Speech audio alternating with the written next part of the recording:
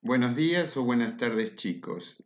Vamos entonces a desarrollar el tema de crecimiento. Hoy vamos a hablar del crecimiento bacteriano. ¿A qué nos referimos cuando hablamos de crecimiento bacteriano o crecimiento microbiano? Nos estamos refiriendo al aumento del número de microorganismos de una población a lo largo del tiempo. Por lo tanto, es importante que quede claro que no nos referimos al crecimiento de un único microorganismo.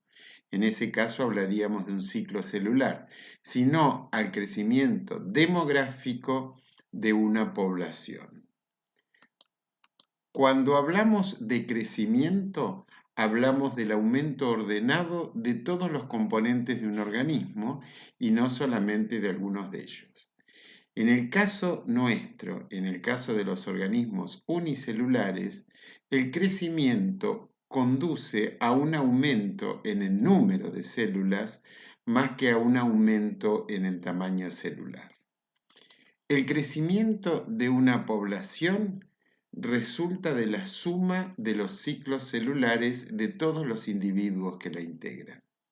Este crecimiento suele ser asincrónico, es decir, no todos juntos, no todos al mismo tiempo, sino en tiempos diferentes, porque cada microorganismo se encuentra en un tiempo diferente de su ciclo celular.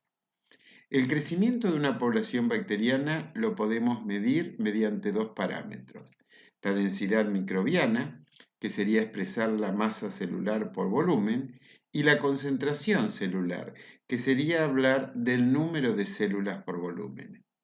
En aquellos cultivos en que las células tienen todos sus nutrientes disponibles y se multiplican sin inconvenientes, ambos parámetros van aumentando paralelamente y hablamos de crecimiento equilibrado.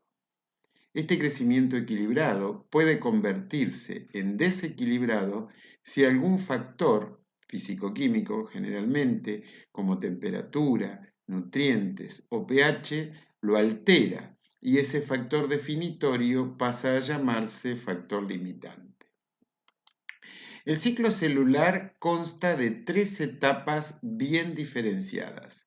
Una primera etapa que transcurre entre el nacimiento de la célula y el inicio de la replicación del cromosoma. La segunda etapa que ocurre mientras ocurre la replicación del cromosoma, y la tercera etapa que transcurre desde el fin de la replicación y la división celular hasta el origen de dos nuevas células hijas. Se han identificado varias proteínas importantes que se consideran esenciales para la división celular. En el proceso de división celular de los eucariotas es importante una proteína que se denomina FTSZ. Es una proteína del citoesqueleto de las bacterias que se ensambla en un anillo para mediar durante la división celular bacteriana. Esta proteína es el equivalente procariótico a la tubulina de las células eucariotas. Está codificada por el gen FTSZ y su nombre proviene de Filamenting Temperature Sensitive Mutant Z, haciendo referencia a la hipótesis de que los mutantes de Escherichia coli que carecen de este gen crecerían como filamentos por la incapacidad de las células hijas de separarse unas de otras durante la división celular. Estas proteínas forman en la célula un aparato de división llamado divisoma. Este anillo aparece en la célula cuando el nucleoide empieza a segregarse. La división del DNA ocurre antes de que se forme el anillo. Luego se degrada. Las proteínas FTSZ están distribuidas universalmente en el procariotas, tanto en los géneros bacterias como en arquea. Es una proteína con actividad enzimática. Y el cese de la síntesis del DNA parecería ser la señal de formación del anillo. En la primera fila vemos cómo se visualizaría esto en un contraste de fases. En la segunda fila lo que se realizó es una tinción del nucleoide. La tercera fila nos muestra una tinción específica de este tipo de proteínas FTS y la cuarta es una combinación de la segunda y tercera fila. Estas proteínas son claves para la división celular. Hay mucho estudio realizado sobre ellas, no solo en microbiología básica, sino también en farmacología, porque muchos fármacos actúan a este nivel.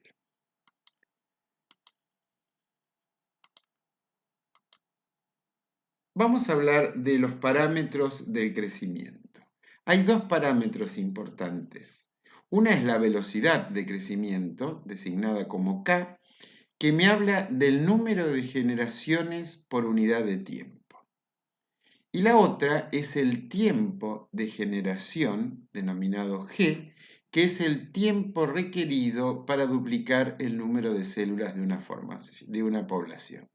Así que vemos que K es el número de generaciones por unidad de tiempo y G es la inversa, 1 sobre K, o también tiempo sobre el número de generaciones.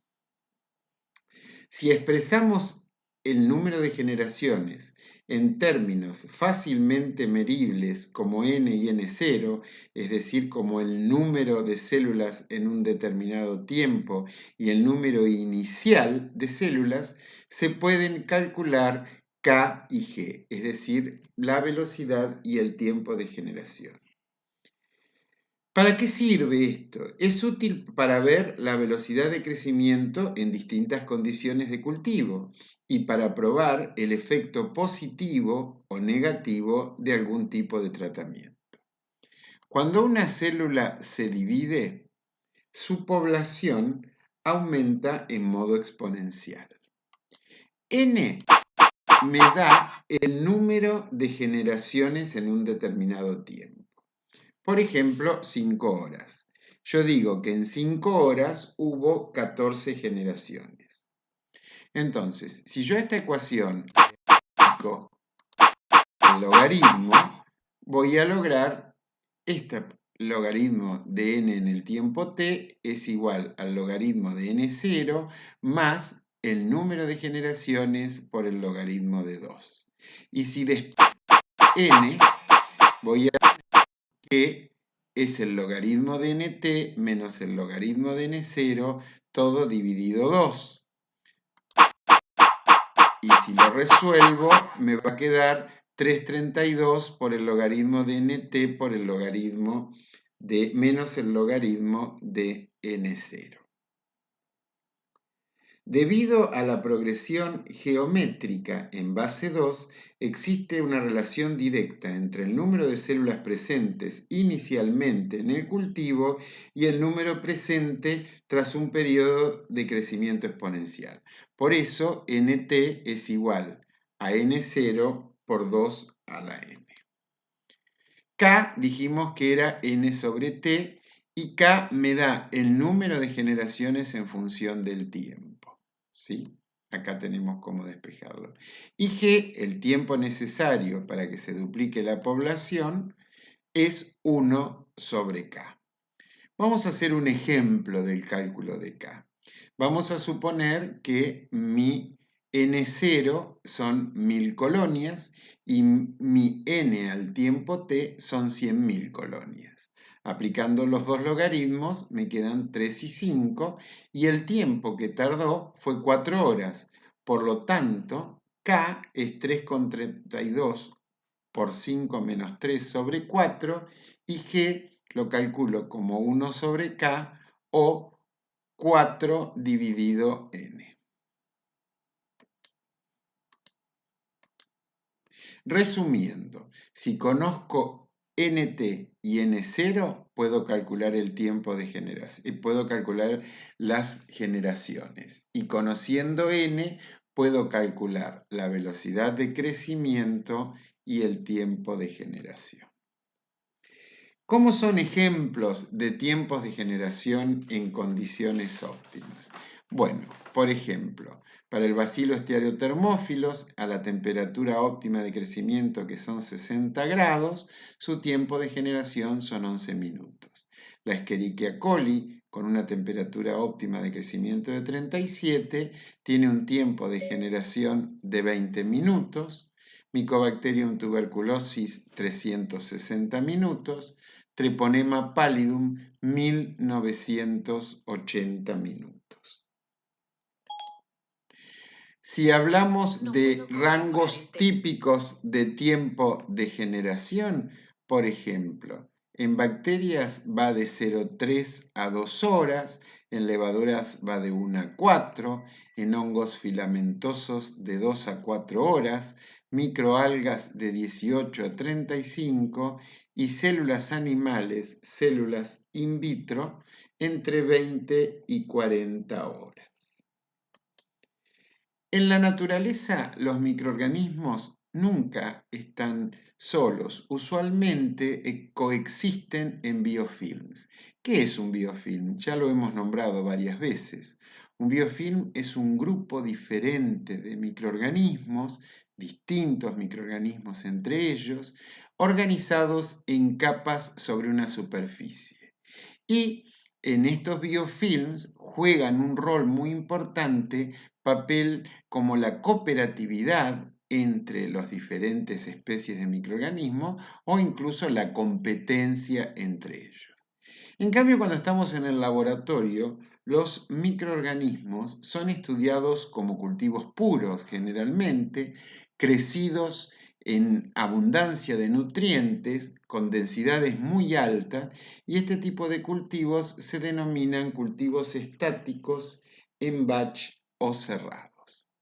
Bueno, acá tenemos un grafiquito para recordar cómo se forma un biofilm, ¿sí?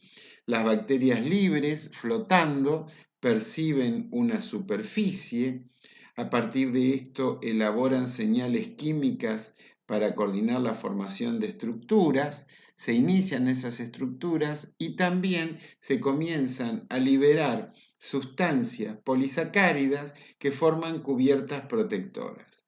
Esto activa genes, se produce la síntesis de proteínas y a partir de allí se genera este consorcio de microorganismos que conviven protegiéndose unos a otros y que se denominan biofilm. Cuando hablamos de estos cultivos puros en sistemas cerrados, es la modalidad de los crecimientos de cultivo en un laboratorio. Son generalmente en medio líquido, en tubo, en matraz, ocurre en un volumen fijo de medio de cultivo y ese volumen fijo de medio de cultivo es modificado por los microorganismos durante su crecimiento hasta que el medio se agota. Esto ocurre cuando no hay un aporte continuo de nutrientes ni tampoco hay una retirada de productos tóxicos de desecho. Por lo tanto, ese medio no se va renovando y su composición va cambiando en el tiempo. En estos sistemas cerrados hacen esta situación que la velocidad de crecimiento vaya cambiando a lo largo del tiempo y lo que obtenemos es una curva de crecimiento típica dividida en varias fases y que son la fase de latencia o fase lag, la fase exponencial, la fase estacionaria y la fase de muerte. La fase lag. Durante la fase de latencia, las bacterias se adaptan a las condiciones de crecimiento. Es el periodo en que las bacterias individuales están madurando y no tienen aún la posibilidad de dividirse. Y durante esta fase de adaptación del ciclo de crecimiento de las bacterias, se produce síntesis de ARN, enzimas y otra molécula. A continuación viene la fase exponencial. La fase exponencial, o también denominada logarítmica, es un período caracterizado por la duplicación celular. El número de nuevas bacterias que aparecen por unidad de tiempo es proporcional a la población actual. Si el crecimiento no se limita, la duplicación continuará a un ritmo constante. Por lo tanto, el número de células de la población se duplica con cada periodo de tiempo consecutivo. Para este tipo de crecimiento exponencial, la representación gráfica del logaritmo del número de células frente al tiempo genera una línea recta. La pendiente de la recta en la figura depende de la base del logaritmo utilizada y dependiendo de esa base, en la literatura se han designado diferentes nombres a la pendiente y se han aplicado diferentes fórmulas para su estudio. También afectan a la pendiente las condiciones de crecimiento, que afecta a la frecuencia de eventos de división celular y a la probabilidad de que ambas células hijas sobrevivan. Sin embargo, el crecimiento exponencial no puede continuar indefinidamente porque el medio llega pronto al agotamiento de nutrientes mientras se acumulan los desechos. Iniciamos entonces la fase estacionaria. En esta fase, la tasa de crecimiento disminuye como consecuencia del agotamiento de nutrientes y la acumulación de productos tóxicos. Esta fase se alcanza cuando las bacterias empiezan a agotar los recursos que están disponibles en ellas. Se caracteriza por un valor constante del número de bacterias a medida que la tasa de crecimiento de las bacterias se iguala con la tasa de muerte bacteriana. Luego pasamos a la fase de muerte, que es la última etapa en donde los microorganismos quedan sin nutrientes y mueren. Vamos a ver cómo sería el gráfico de estas 4 fases. Vamos a graficar en función del tiempo en el eje de las X el logaritmo de células viables. Lo primero dijimos era la fase de latencia en que no había cambio en la velocidad de crecimiento, no había producción de nuevas células. Luego tenemos la fase de crecimiento exponencial en donde el número de células se va duplicando permanentemente hasta que se produce el agotamiento de los nutrientes y el aumento de metabolitos e iniciamos la fase estacionaria. Y por último, cuando no quedan más nutrientes, los microorganismos mueren y entramos en la fase de muerte. ¿Sí? Ahí tenemos las pendientes y cómo de acuerdo a la velocidad de crecimiento será la pendiente de esa recta. Bueno, cualquier parámetro, acá teníamos cómo calcular el mu, que es la velocidad instantánea específica de multiplicación.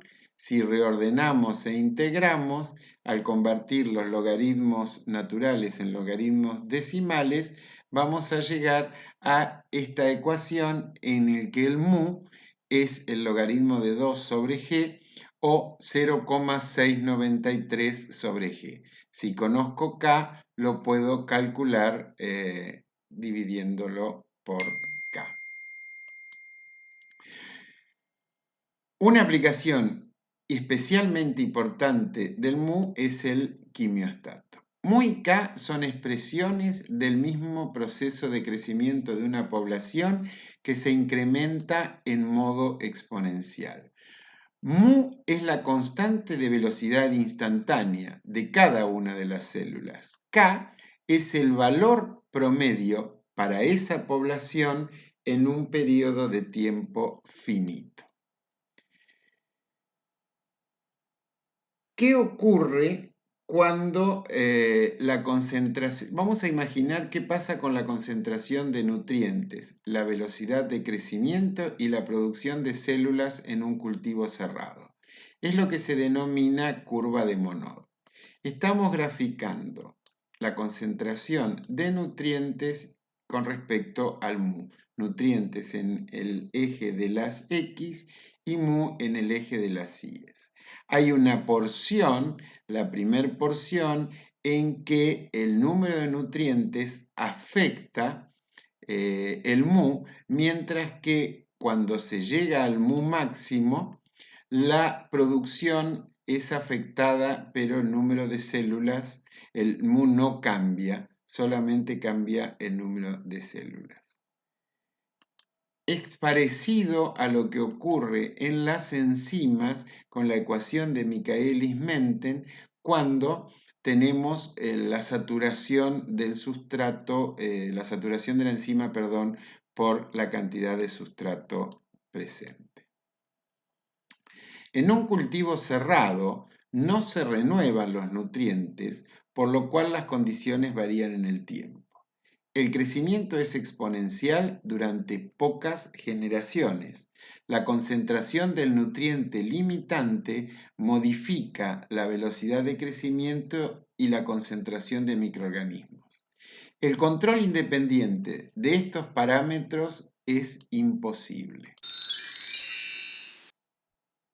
En cambio, cuando hablamos de un crecimiento continuo, hablamos de sistemas abiertos y tenemos dos ejemplos, el quimiostato y el turbidostato, ¿sí? ¿Cómo nos imaginamos un quimiostato? Un quimiostato es un cultivo que se realiza en un recipiente por donde existe renovación del medio de cultivo por un lado y eliminación de desechos por el otro. Es un cultivo cerrado, la concentración del nutriente limitante afecta la velocidad del crecimiento como el número de células por mililitro. A bajas de concentraciones de nutrientes se ven afectadas tanto la velocidad de crecimiento como la producción celular. En el Turbidus es el dispositivo más comúnmente usado para cultivo continuo. Su diseño y manejo permite control de la densidad de la población y de la tasa de crecimiento del cultivo. Como decía, consiste básicamente en un tanque agitado que opera con dos elementos de control: la tasa de flujo y la concentración de un nutriente limitante, tal como la fuente de carbono o nitrógeno. Los demás nutrientes en el medio se encuentran en exceso y junto con el nutriente esencial determinado como factor limitante son aportados al tanque continuamente desde un reservorio, al mismo tiempo que se saca del recipiente el exceso de microorganismos y de medio. En el quimiostato, la tasa de crecimiento se controla por la tasa de flujo o tasa de dilución, que es la velocidad a la que se bombea el medio en el tiempo, mientras que la densidad de la población está controlada por la concentración del nutriente limitante. Si la tasa de dilución se incrementa y la concentración de nutrientes es constante, la densidad de la población es constante y la tasa de crecimiento se elevará. El nutriente limitante será completamente usado en estas condiciones.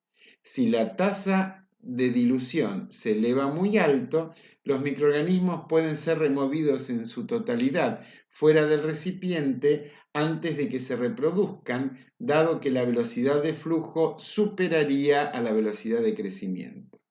Cuando el sistema está en equilibrio, el número de células, es decir, la densidad de la población, y el estado nutricional permanecen constantes. A esto se lo conoce como estado estable o estado sostenido. En un cultivo cerrado, la concentración de nutrientes afecta la velocidad y la producción de microorganismos. A bajas concentraciones de nutriente, la velocidad de crecimiento disminuye. El estado de equilibrio se alcanza y el número de células y el estado metabólico permanece en condiciones constantes. Algunos comentarios sobre este gráfico. La densidad del cultivo es muy similar en un amplio margen de tasas de dilución. Este margen es el más adecuado para hacer estudios en el quimiostato.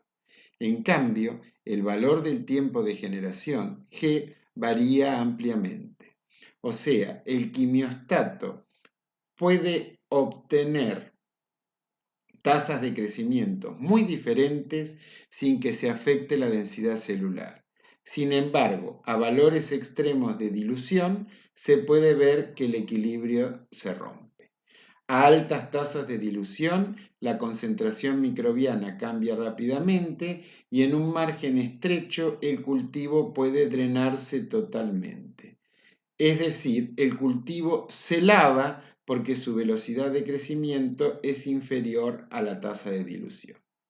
Por el contrario, a muy bajas diluciones, el quimiostato no funciona si el nutriente limitante es la fuente de energía. Ello se debe a que en esas condiciones la fuente de energía solo se usa para reacciones de mantenimiento de la integridad celular, pero no queda para el crecimiento. A este valor lo llamamos energía de mantenimiento. Los procesos relacionados con esta energía de mantenimiento son el potencial de membrana, el transporte de solutos y la renovación de proteínas.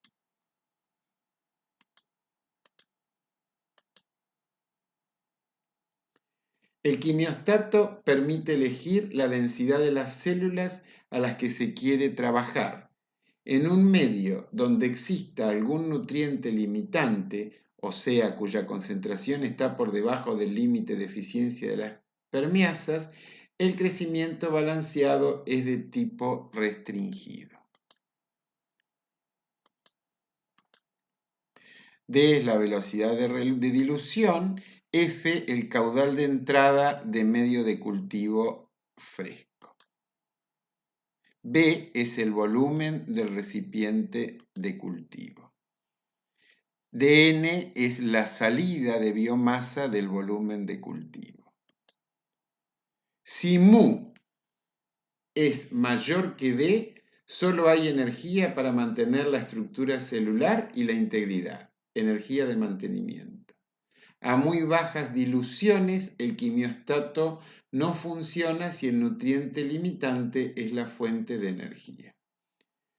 Si logramos que el factor de crecimiento mu se haga igual al factor de dilución D, entonces la derivada de X sobre la derivada de T es 0 y por lo tanto la concentración de células se hace constante. El cultivo se encuentra entonces en estado dinámico de equilibrio. Las pérdidas de células por drenaje se compensan con las ganancias por crecimiento. La concentración de microorganismos en el recipiente de cultivo permanecerá constante. Se logra el estado estacionario en el cual las pérdidas de células por drenaje se compensan con las ganancias por crecimientos. Las poblaciones de los quimiostatos pueden mantenerse a velocidades constantes por largos periodos, meses e incluso años. Aplicación de los quimiostatos, del cultivo continuo en quimiostato. Nos sirven para estudios ecológicos porque se pueden estudiar poblaciones mixtas para ver cómo compiten por los sustratos, que son escasos. Se pueden estudiar cambios en las poblaciones. Se revelan interacciones que no se evidencian con cultivos cerrados. Se pueden hacer aislamientos y se ha conseguido aislar recientemente una bacteria cuyo G es de 6 minutos. El turbidostato presenta algunos inconvenientes porque es difícil de manejar y ajustar. Si las bacterias si las bacterias tienen tendencia a adherirse a las superficies, los resultados de la densidad óptica quedan falseados e infravalorados. Entonces, en el quimiostato, F se mantiene constante y mu se ajusta a esa velocidad. En el turbidostato, en cambio, la absorbancia controla F y se ajusta a esa velocidad de F.